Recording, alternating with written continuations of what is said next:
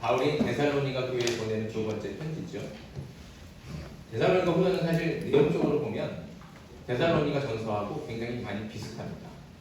핍박을 받고 박해를 당하는 사람들 권면하고 격려하고 그리고 또 힘을 주고 많이 이제 이렇게 이제 전서와 내용이 비슷한데 또 이제 이렇게 그걸 찾다 보면 그 편지가 오가는 시간들을 계산해서 보면 이제 이 거리가 있고 그래서 한 2달 혹은 석 달 그러니까 전서를 보낸 지 얼마 안 있어서 후서를 바로 이제 다시 보내는 것으로 보여지죠. 시간이 두세 달밖에 안 됐으니까 데살로니가 교회의 사정이 상황이 이렇게 뭐 달라진 게 별로 없겠죠. 두세 달밖에 안 됐기 때문에 뭐 특별히 뭐 전서를 보낼 때하고 후서를 보낼 때하고 특별히 뭔가 달라진 것은 그렇게 크게 없었던 겁니다. 그래서 교회 상황이 뭐 비슷하니까 내용도 이렇게 비슷할 수밖에 없다는 것이죠. 그렇다면 비슷한 내용의 편지를 왜 짧은 시간 안에 반복해서 2번이나 보내고 있을까요? 전서와 후서가 시간적으로 상당히 멀리 떨어져 있다면 쉽게 말해서 한 1년 아니면은 전서를 보낸 지 1년이 지났다거나 아니 그 이상의 시간이 많이 지나서 전서를 보냈는데 그 내용을 교인들이 다 잊어버린 거예요. 다 잊어버렸고 바울이 그때 편지를 다시 기억나게 해야겠다 이런 목적을 가지고 썼다 그러면 그럼 전서와 후서와 내용이 비슷한 게 이해가 되죠. 근데 아까 말씀드린 것처럼 두세 달밖에 안 지났어요.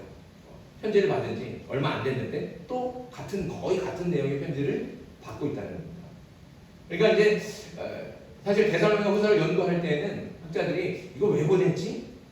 그러니까 뭐 뚜렷한 이유가 없기 때문에 그렇게 바울이 얘기하는 뚜렷한 이유가 없기 때문에 그래서 이거 왜 보냈지?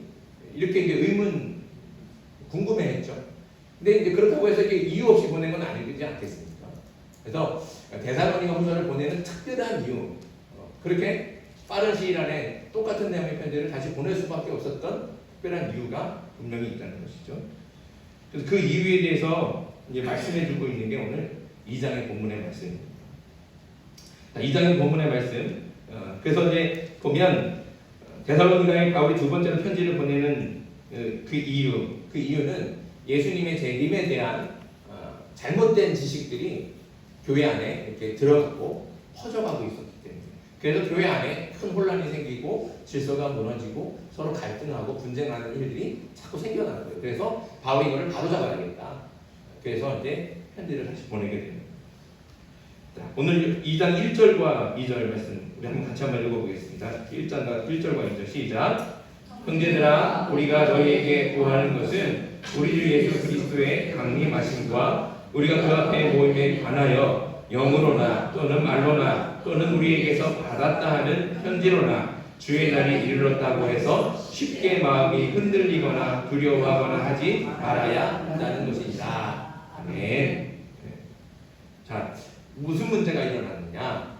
어떤 사람이 들어왔느냐? 그러면 주의 날이 이미 임했다. 데살로니가 교회 안에 주의 날이 이미 임했다 라고 하는 사람들이 들어와서 그렇게 자꾸 전하고 가르치고 다니는 거예요. 자, 주의 날은 어떤 날을 얘기하는 거예요? 예수님께서 이 땅에 다시 오셔서 마지막으로 세상을 심판하신 그 종말의 날을 얘기하는 거예요. 그러니까 사람들이 와서 종말이 이미 시작됐다, 예수님이 다시 오셨다 라고 전하고 다녔다는 거죠. 그런 말을 어떤 식으로 거짓말을 했느냐? 오늘 말씀을 다시 보면 뭐예요? 영으로나 영으로. 그러니까 어떤 사람들이 와서 내가 하나님한테 계시를 받았다는 거예요. 내가 신령한 환상을 봤다는 거예요. 그러니까 예수님이 이미 이 땅에 왔다는 거죠. 내가 하나님한테 이렇게 계시를 받았는데 예수님이 이미 오셨대요. 이렇게 얘기를 해요. 또 어떤 사람들은 말로 얘기하는 거예요. 말로. 이 말로라는 것은 언변이 뛰어나다는 것이죠. 내가 연구해보니까 내가 말씀을 열심히 찾아보니까 예수님은 이미 오셨네? 그래서 막 휘황찬란한 말로 정말로 막 사람들을 속이고 있다. 그리고 마지막으로 어떤 사람들이 있느냐? 오늘 말씀해보니까 우리에게서 받았다는 편지로나. 그러니까 이 사람들이 들어와서 내가 바울한테 편지를 받았는데 말이야. 그 편지에 이렇게 써 있었어. 하면서 예수님이 제일 있다. 그 바울이 주장하는 거야. 라고 하면서 데살로니가 교인들을 속이고 있었다는 것이죠. 자, 그렇다면 그렇게 이게 분명히 거짓말인데도 이 거짓말을 영으로부터, 하나님의 영으로부터, 내가 신령한 영으로부터 들은 거야. 또 언변이 좋은 말로 이렇게 유혹하고, 그리고 결정적으로 우리가 바울한테 편지를 받았어 하면서 거짓말을 하니까 사람들이 거짓말인데도 속지 않을 수가 없었다는 거죠. 그렇다면 주의 날이 이미 임했다, 이 말을 듣는 사람들, 이 데살로니가 교인들은 그 마음이 어땠을까요? 데살로니가 교인들이 박해를 받고 고난을 당하면서도 그 박해와 고난을 견딜 수 있었던 이유는 예수님의 재림에 대한 소망이 있었기 때문에 그래요. 예수님이 다시 오시면, 이 땅에 다시 오시면 박해를 받고 고난을 받는 그리고 믿음 가운데 있는 우리를 구원해 주시고 우리를 괴롭혔던 저 악한 세력들은 반드시 심판하신다 말씀하셨기 때문에. 그러니까 예수님이 재림에 오시면, 예수님께서 다시 오시면 모든 고통이 사라질 것이고 모든 박해가 사라질 것이고 정말 하나님께서 예비하신 하나님의 나라에서 주님과 함께 영원한 안식을 누리게 되니까 그날이 오기만을 기다리는 거죠. 그날이 오기만을 기다리면서 박해도 그 고난도 참고 있었다는 거예요. 견디고 있었다는 것이죠. 그렇게 오면 그러나 예수님이 다시 오시기를 간절히 기다리는데 자신들도 모르는 사이에 이미 예수님이 왔다는 거예요. 그러니까 얼마나 놀라겠습니까? 예수님이 재림하시면 박해와 고난이 분명히 끝난다고 그랬잖아요. 박해하고 고난 중에는 그 사람들은 다 심판하시고 그 박해 속에서 고난 중에서 건져내 주셔서 하나님의 평안과 위로로 안식 가운데 있게 해주시겠다고 말씀하셨거든요. 그거 믿고 예수님 기다리는 거잖아요. 근데 예수님이 오셨다는 거예요. 이미 오셨는데 자신들은 어떻게 하고 있어요? 여전히 박해를 받고 있는 거예요. 예수님이 오셨는데 여전히 고난 중에 있다는 것이죠. 그러니까 어떻게 생각하겠습니까? 예수님이 오셨는데 왜 우리는 아직도 박해받고 있지? 왜 우리는 아직도 고난받고 있지? 예수님이 우리는 구원을 안 해주시는 것 같다. 이게 두려운 마음이 바짝 듣지 않겠습니까? 예수님 우리를 잊어버리셨나? 우리가 그 구원에서 제외된 건 아닌가? 그러니까 이런 생각이 드니까 얼마나 두려운 마음이 들겠습니까? 열심히 예수님 믿고 그 하나만 가지고 그렇게 기다리면서 기대하면서 박해를 견뎌온 건데 예수님이 이미 왔는데도 불구하고 자신들은 박해를 받고 있습니다. 자신들은 구원을 못 받은 것처럼 느껴진다는 거죠. 그래서 두려움. 또 한쪽 마음에는 어떤 마음이 들어요? 우리의 믿음이 좀 부족한가? 우리의 믿음이 잘못된 건가? 열심히 믿고 있는데도 불구하고 그렇게 잘 신앙생활을 하고 있는데도 불구하고 스스로 자기의 믿음을 의심하고 있다는 거예요. 그러면서 불안해하는 것이죠. 이렇게 주의 날이 이미 임했다는 그 거짓 가르침 때문에 데살로니가 교회 교인들은 혼란에 빠졌습니다. 그리고 불안과 두려움에 빠지고 그 안에서 자꾸 갈등이 생겨나고 분쟁이 생겨나는 거죠. 그래서 이런 교회의 혼란을 바로잡기 위해서 급하게 내가 편지 보낸 지 얼마 안 됐지만 또다시 편지를 다시 보내고 있는 겁니다. 그럼 데살로니가 교회에는 어떤 혼란들이 구체적으로 일어나고 있을까요? 데살로니가 교회에는 주의 날이 이미 임했다, 이 거짓말에 속은 사람들이 분명히 있었습니다. 이들은 교회 안에서 적지 않은 문제를 일으켰는데 그 문제에 대해서는 3장에서 말씀해 주고 있거든요. 우리 3장 넘어가 볼까요? 3장 11절 3장 11절 같이 한번 읽겠습니다. 시작. 우리가 들은즉 너희 가운데 게으르게 행하여 도무지 일하지 아니하고 이를 만들기만 하는 자들이 있다 하니. 교회 안에 어떤 사람들이 있어요? 일을 안 해. 일을 안 하고 게으르게 빈둥빈둥대고 누가 밥 주면 그거나 얻어먹고 이게 집 저 집 돌아다니면서 밥 달라고 이렇게 얘기하는 거예요. 내가 우리 교회 교인입니다. 그러면서 이 교회를 혼란에 만들어 놨습니다. 근데 문제는 뭐냐면 이 사람들이 몸이 다쳤거나 병이 들었거나 이래서 일을 못하는 게 아니에요. 다 건강한 몸을 가지고 있는데도, 그래서 일할 수 있는데도 불구하고 일을 하지 않는다는 겁니다. 그럼 이 사람들이 왜 일을 하지 않았을까요? 그건 예수님의 재림과 종말에 대해서 잘못된 믿음을 가졌기 때문에 그렇습니다. 이 사람들이 일을 하지 않는 이유는 이제 곧 있으면 예수님이 다시 오신다. 아니, 이미 왔다는 거예요. 이미 종말이 시작됐다는 거예요. 이미 세상이 끝난다는 거예요. 그러니까 그거 뭐 일해서 무슨 소용이 있냐는 것이죠. 밭에 나가서 일하는 사람들한테 다 비웃는 거예요. 이 사람들이 오히려, 야, 너 거기 가서 밭에 가서 일할 필요 없어. 그 곡식 출수하기 전에 이미 종말이 이미 시작이 됐는데, 이미 예수님 오셨고 이미 끝났는데, 그 가을에 너 그거 못 먹어. 그래서 비웃는 거예요. 일하러 나가서. 그런 생각을 가지고 있으니까 이 사람들이 일을 안 해요. 밭에도 안 나가고 직장에 출근도 안 하고 또 가정을 또 이렇게 알뜰하게 꾸리지도 않습니다. 다 끝나니까. 종말 후에는 이렇게 다 끝이라고 생각하니까, 그래서 아무것도 안 하고 게으르고 나태하게 살아가고 있는 거예요. 이것은 결코 올바른 신앙이 아니죠. 근데 놀랍게도 데살로니가 교회를 혼란에 빠뜨린 이 거짓말이 2000년이 지난 지금도 똑같은 방법, 똑같은 내용으로 우리를 속이고 또 교회를 혼란에 빠뜨리고 있습니다. 지금도 수많은 거짓 이단과 사이비들이 사람들을 유혹하는 방법이 다 똑같아요. 사람들이 다 먼저는 뭐라고 해요? 아, 내가 신령한 경험을 했는데, 내가 환상을 봤다는 거예요. 그러면서 다 이렇게 얘기하잖아요. 하나님은 마치 직접 계시를 받은 것처럼. 그러면서 사람들을 속이고 자신들만 신비한 영적 체험을 하고 영적인 환상을 본 것처럼 그렇게 사람들을 속이는 겁니다. 거기다가 말을 얼마나 기가 막히게 잘합니까? 이 사람들이 말 못하는 사람들이 아니에요. 청산유수로 사람들 다 이렇게 얘기만 하면 나도 모르게 그런가? 이렇게 설득이 된다는 거예요. 그러니까 그 이단에 빠진 사람들, 사이비에 빠진 사람들 보면 못 배운 사람들이 아니에요. 못 배운 사람들이 아니에요. 그 안에 누가 있어요? 대학 교수도 있고, 의사도 있고, 변호사도 있고, 심지어는 목사도 있어요. 안타깝죠. 그리고 결정적으로 이 사람들이 증거를 내요, 증거를. 여기 데살로니가 교회 그 거짓말하는 사람들이 뭘 증거로 돼요? 바울의 편지 여기 있다 이렇게 여기서 증거를 대잖아요. 그런 것처럼 이 사람들도 뭘 증거로 돼요? 성경을 증거로 돼요.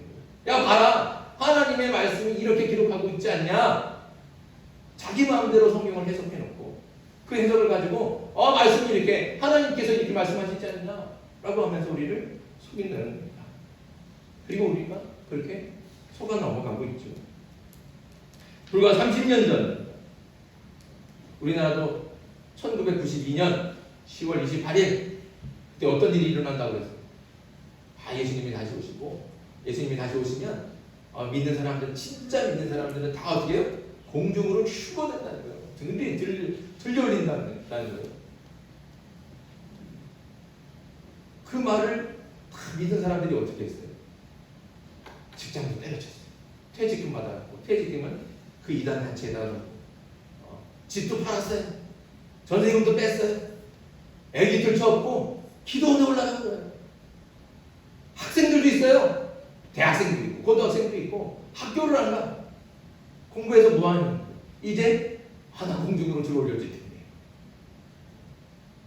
그리고 그냥 그 기도원에 모여서 정말 미친 듯이 기도하고 찬양하고 노래하고. 그 밖에서는 사람들이 다 누가 와서 막 소리쳐요.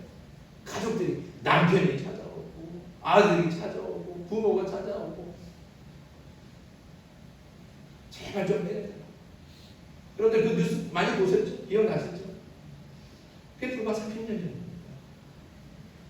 근데 그래서 10월 28일에 무슨 일이 일어났어요? 아무 일도 안 일어났어요. 아무 일도. 아무 일도 안 일어나니까 뭐라 그래요? 연기됐다. 네. 연기됐다는 거예요. 연기. 그래서 또 다른 날짜 얘기했잖아요. 근데 그날도 아무 일도 안 일어났어요. 또 다른 날도 또 연기됐다. 또 연기됐다. 일 정도 됐으면 내가 속았나 보다 그래야 되잖아요. 그렇죠? 그냥 안타깝지만 내가 그러지 않아요. 그럼 또 그냥 계속 그 거짓말에 속아 넘어가고 있는 사람들, 그래서 아직도 남아있는 사람들이 있어요. 여전히 그 다비 선교회라는 게 있죠. 우리 가까이 있는 이단들 많이 있습니다. 안식일 교회, 여호와의 증인, 이 역시 마찬가지로 다 여기 시한부 종말론이라고 하는 거, 자신들이 어떤 날짜를 정해놓고 이때 예수님 오시고 이때 종말입니다. 정해놓은 사람들, 거기서부터 시작이 되거든요. 안식일이요? 안식일의 역사가 엄청 깊습니다. 100년이 넘었어요. 그 시작이 뭐냐면 미국에 있는 사람이 1884년에 예수님이 재림한다고 선포한 거예요. 그 말을 다 믿고 쫓아다니는 사람들이 막 늘어나는 거예요. 근데 1884년에 재림이 안 일어나, 종말이 안 왔거든요.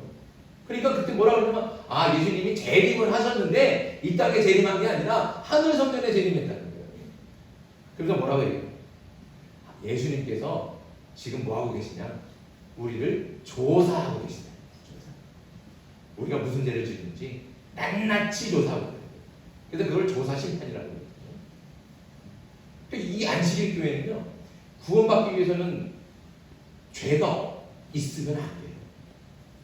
왜냐하면 예수님이 다 낱낱이 조사하고 있거든요. 그러니까 그것이 조사가 다 끝나서 심판대 앞에 서기 전까지 이 죄를 다 뭐예요? 없애야 되는 거예요. 사해야 되는 거예요. 그래서 예수님 앞에 섰을 때, 그래 너 죄 없네? 구원해 줄게. 근데 이 죄가 손톱만큼만 또 있으면은 구원을 못 받아요. 그러니까 뭐 하고 어떻게 살 수밖에 없을까요? 율법적으로 사는 거예요. 율법. 안식교가 얘기하는 율법. 그러니까 이 안식교는요, 유대인보다 더 많은 율법들이 있어요. 근데 겉보기에는 이 사람들이 채식도 하고요, 금욕생활 하고요, 자유주의 살고요, 얼마나 좋은지 몰라요. 그리고 사회에도 문제를 안 일으켜요. 문제를 안 일으키고 학교 만들었죠. 대학교도 만들고 고등학교도 만들고 병원도 있어요. 좋은 일 많이 나요. 그러니까 이게 이거 좋은 일 하네. 그러니까 우리가 자꾸 속기 쉬워요. 근데 그 안에는 반드시 우리가 동의할 수 없는 잘못된 가르침이 분명히 있다는 거죠. 여호와의 증인도 마찬가지예요. 여호와의 증인도 그 사람들은 1914년 이때가 지구의 종말이에요. 이때가 예수님 재림합니다. 그때가 언제 무슨 일이 있었냐면 1차 세계대전. 1차 세계대전 정말 전 세계가 다 전쟁의 포화 속에서 마치 요한계시록의 말씀이 다 이루어지는 것 같잖아요. 이 1914년이 종말이다. 근데 안 일어나요. 아무 일도. 그래서 이 사람들은 결정적으로 뭐냐면 여호와의 증인은 예수님을 하나님의 아들로 인정하잖아요. 예수님을 하나님의 피조물로 인정합니다. 그러니까 예수님의 신성을 거부하죠. 그래서 삼위일체 하나님 교육도 인정하지 않아요. 그러니까 예수님은 구원자가 아닌 거예요. 선지자인 거죠.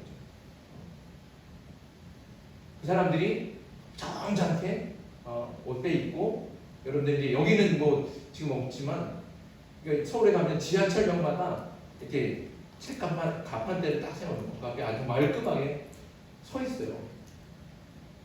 그 사람들이 얼마나 오래 서 있는지 몰라요. 교대로 가면서 하루 종일 서 있거든요. 교대로 가면서. 근데요, 그 사람들은 그거를 안 하면 구원을 못 받아요. 그렇게 전하지 않으면 구원을 못 받는다는 거예요. 그러니까 이 이단들의 공통점은 뭐냐면요, 우리를 두렵게 해요. 우리는 이미 구원 받았잖아요, 그렇죠? 구원의 은혜 가운데 살아가는 거잖아요. 근데 자꾸 우리를 어떻게 해요? 너 구원 못 받았어 라고 우리를 두렵게 하고 불안하게 하고 떨게 하죠. 그 이단들이. 근데 이단하고 사이비하고 이 말을 조금 혼동하면 안 돼요. 이단은 이제 이렇게 어떤 교리와 신학적인 차이가 있어요. 다름이 있고. 근데 그 안에는 우리가 결정적으로 우리가 따를 수 없고 동의할 수 없는 그런 교리가 있는 거죠. 그게 이제 이단이에요. 이 사람들은 사회적인 무리나 또 어떤 문란한 일들을 일으키지 않아요. 아까 말한 것처럼 오히려 사회 좋은 일들도 많이 하거든요. 선교도 많이 하고. 근데 이제 사이비는 달라요. 사이비는 가면을 쓴 가짜입니다. 비슷하게 만들었지만 가짜라는 거죠. 그래서 그 사이비들은 아주 심각한 사회적인 문제를 일으키죠. 사회 혼란을 일으키고 문제를 일으키고 그 집단 안에서 폭력과 또 살인 이런 것들이 자행되고 그래서 뭐 갈취하고 이런 것들이 계속 이어집니다. 그런 사이비들이 뭐가 있어요? 우리가 잘 아는 통일교도 마찬가지고 통일교 때문에 아베가 암살당했잖아요. 그렇죠? 다 뉴스 보셨지만 다 재산을 혼납하게 하는 거예요. 대출까지 받아서. 이렇게 그냥 집안을 풍지박산 만드는 거예요. 가정을 깨뜨리고 부부관계를 깨뜨리고 그게 사이비예요. 통일교, 신천지, 뭐 JMS, 또 하나님의 교회 다 자기가 뭐예요? 자기가 재림 예수라는 거예요. 재림 예수. 근데 너무 놀라운 건 그 재림 예수가 그리고 자기가 하나님이라는 거예요. 근데 그 하나님들이 다 어떻게 됐어요? 죽었어요. 죽었어요. 통일교도 죽고 하나님의 교회도 안산왕도 죽고 나니까 그 다음에 누가 하나님이래요? 그 부인들이 다 하나님이래요. 또. 네. 자기가 하나님이라는 거예요. 또. 안산왕도 뭐라고 그래? 어머니 하나님이라고 그러죠. 어머니. 심각해요.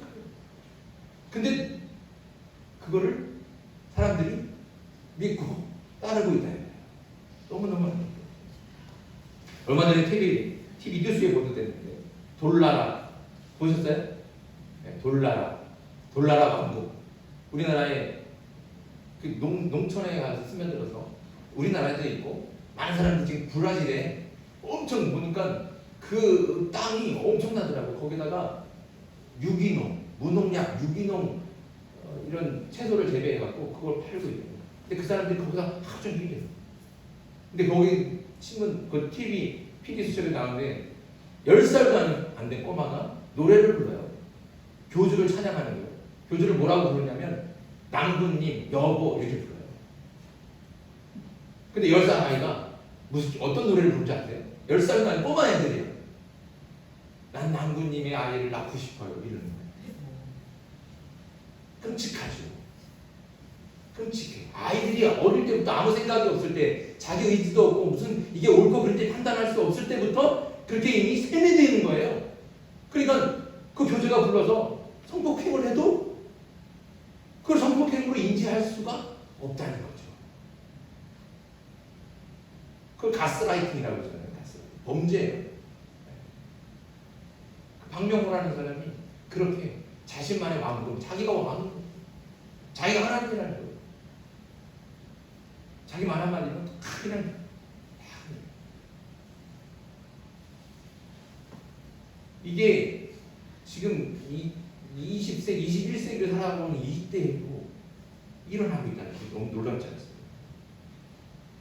다시 말씀드리지만 이게 뭐 새로운 방법이 아니에요. 데살로니가 교회에 그 거짓말하는 사람들 그 말하는 방법이나 내용이나 지금이나 똑같아요. 벌써 2000년이 지났는데도 2000년이 넘게 지났는데도 자 생각해보세요. 그 2000년도 데살로니가 사람들이 지구가 둥그란 걸 알았어요? 지구가 자전하는 거 알았어요? 몰라요. 몰랐다니까요. 지구가 네모난 땅이 네모난 줄 알았어요. 저는 그때 저 수평선 보이는 저기가 끝이에요. 그리고 저기로 가면 떨어지는 거예요. 떨어지면 지옥에 떨어지는 거예요. 말하자면. 그런 세계관, 그런 우주관을 갖고 있는 사람들이에요. 근데 지금 우리는 어떻습니까? 놀랍도록 이성이 발달하고 지성이 발달했어요. 그런데도 불구하고 그런 말도 안 되는 거짓말에 지금도 속고 있다는 거죠. 여러분들, 나는 안 속을 거야 그럴 것 같죠? 근데 알 수 없습니다. 알 수 없어요. 아까 말씀드린 그 사람들이 못 배운 사람들이야. 다 많이 배운 사람. 지식이 뛰어난 사람.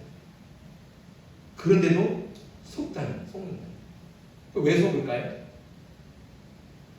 왜 속을까요? 우리가 이단과 사이비에 속는 이유는 성경을 제대로 알지 않기 때문에. 성경을 제대로 몰라요. 바꿔 말하면 성경을 바로 알아야 속지 않는다는 겁니다.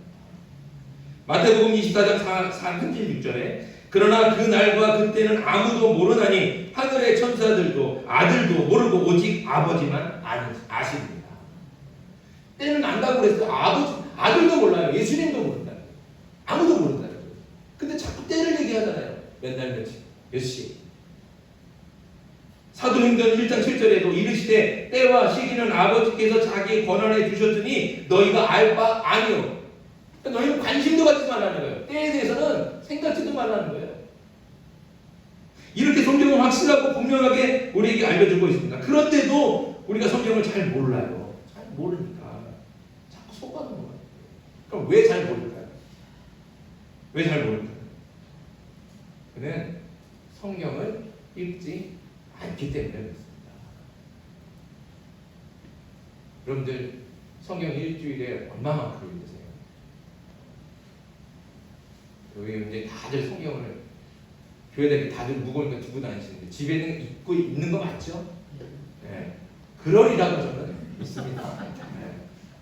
여기 하나 두고서는 일주일 내내 여기다 맞춰가는 두고서는 나몰라라 살아가고 그러면 안 돼요. 네. 여기 두시지만 집에도 있어야 되는 거 맞죠? 예. 우리가 성경 많이 읽는 것 같은데 사실 많이 안 읽어요. 아직도 구동의 베스트셀러는 성경책이지만 여전히 가장 안 읽는 책은 성경책입니다. 그러니까 성경을 모르는 이유는 성경을 안 읽기 때문이거든요. 근데 성경을 모른다 그러면 성경을 알아야 된다, 바로 알아야 된다 그러면 사람들이 자꾸 뭐 하기를 원해요? 성경 공부하기를 원해요. 왜 성경 공부하기를 원할까요? 빨리 알고 싶으니까. 자꾸 그 성경 얘기 말씀을 이렇게 읽어가면서 힘들게 알고 싶지 않아요. 쉽게 빨리 알고 싶으니까 자꾸 성경 공부하자는 거예요. 그걸로 착각하는 거예요.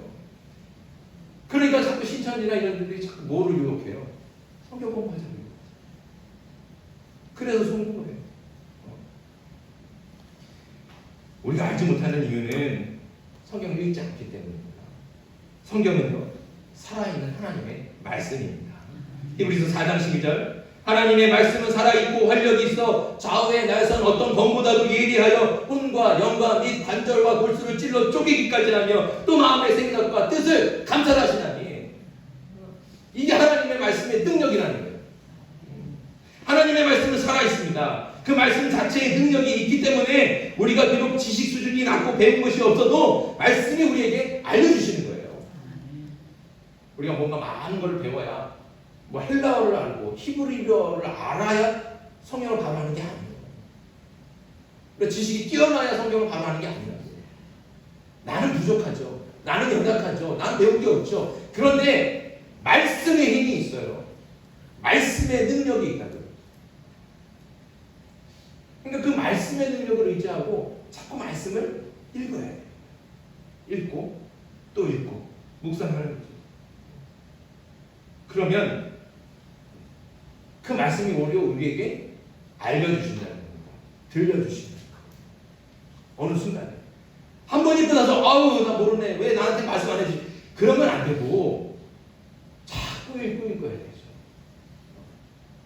제가 신학교를 학부 4년 다니고 신대원 3년 다니고 그 사이에 뭐 몇 번씩 휴학하고 그래갖고 뭐 다닌 횟수로 따지면 10년이 넘어요. 10년이 넘게 신학교를 다니고 수업하고 공부하고 했지만 그런다고 제가 다 알아요?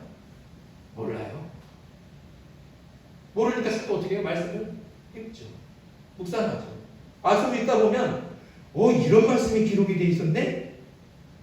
성경을 뭐 몇 번씩 읽고 수십 번 읽었는데도 불구하고 그 말씀이 새롭게 나온다. 왜 그럴까요? 하나님의 말씀은 살아있기 때문에. 그러니까 다른 방법이 없어요. 성경을 자꾸 더 많이, 더 자주 읽어야 되는 겁니다. 그렇다고 성경 공부가 아예 필요 없는 건 아니에요. 성경 공부도 필요하죠. 있어야 됩니다. 성경을 연구하고 또 이렇게 좀 많이 배울 필요가 있죠. 하지만 중요한 것은 아까 말씀드린 것처럼 자꾸 읽지도 않으면 나는 성경을 읽지도 않으면서 자꾸 급하게 쉽게 뭔가를 지식으로 자꾸 머리에 채우려고 하는 그런 욕심들이 있기 때문에 그것 때문에 자꾸 거짓에 유혹이 되고 속는 거라는 겁니다. 배워서 아는 인간의 지적 능력을 의지하지 말고 살아 역사하신 하나님의 말씀의 능력을 의지할 수 있는 저와 여러분들 되기를 바랍니다. 하나님께서 친히 알려주시고 들려주실 줄 믿고 진실하고 간절한 마음으로 읽고 또 읽고 묵상할 때 말씀의 올바른 진리가 깨닫게 될 줄 믿습니다. 그러니 우리에게 필요한 건 뭐예요? 성경을 읽는 겁니다. 잘 모르죠? 잘 모르니까 반복해서 읽어야 되는 거예요. 한 번 읽었다고 다 끝난 것처럼 나 이제 다 읽은 것처럼 아니에요. 많이 읽으세요. 많이 읽으세요. 자주 읽으시고 그렇게 정말 읽고 또 읽고 묵상할 때 그렇게 하나님의 말씀, 그 말씀 가운데 있는 진리를 우리에게 알려주시고 그 진리를 알 때에만 지금 이 시대에도 그 수많은 이단과 사이비들이 우리를 다 잡아먹으려고 돌아다니잖아요. 교회에 막 침투해서 교회를 무너뜨리려고 합니다. 그런데 그런 속임수에 그런 거짓에 속아 넘어가지 않고 흔들리지 않고 바르게 설 줄 믿습니다. 그러니 다른 방법이 없습니다. 말씀의 진리를 알기 위해서 더 많이 더 자주 성경을 읽고 묵상하는 저와 여러분들 되길 간절히 바랍니다. 성경을 가까이 두십시오. 성경을 가까이 두시고 더 많이 더 자주 읽고 묵상함으로 말씀의 진리를 바르게 알아서 그 어떤 거짓과 이단과 사이비에도 속지 않고 흔들리지 않는 저와 여러분들 그리고 우리 검은교회 한국교회 될 수 있기를 주님의 이름으로 축복합니다. 같이 우리 기도합시다. 주신